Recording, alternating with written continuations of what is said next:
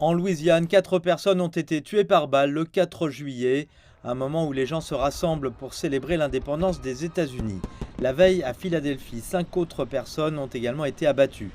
Les dernières tueries aux États-Unis ont eu lieu alors que le pays avait déjà établi un nouveau record. Selon une base de données compilée par l'université Northwestern, les 6 premiers mois de l'année constituent à eux seuls la période la plus meurtrière depuis 2006. Aux États-Unis, les autorités parlent de fusillade de masse à partir de 4 morts. L'université Northwestern n'inclut pas l'auteur de la fusillade, mais inclut toutes les armes dans sa méthodologie. Toutefois, aucune de ces deux méthodes ne tient compte du garçon de 7 ans abattu à Tampa en Floride le 4 juillet, ni des dizaines de personnes blessées lors de ces deux types de fusillades de masse qui se produisent presque quotidiennement aux États-Unis.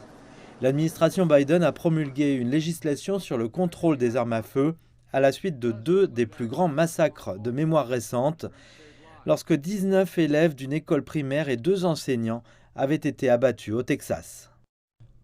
Bien que ce projet de loi ne fasse pas tout ce que je veux, il inclut des actions que je réclame depuis longtemps et qui vont sauver des vies. Ce qui était considéré comme la législation la plus ambitieuse depuis des décennies pour augmenter les contrôles d'antécédents et aider les États à restreindre la vente aux personnes considérées comme dangereuses, s'est arrêté à l'interdiction des armes de style militaire les plus puissantes. L'arsenal de l'auteur de l'attentat de Philadelphie comprenait ce type d'armes, ce qui a amené les autorités à déplorer le caractère disparate des lois sur les armes à feu au niveau des États. Il est dégoûtant que vous puissiez aller dans le New Jersey et trouver une liste de réglementation raisonnable sur les armes à feu que nous n'avons pas.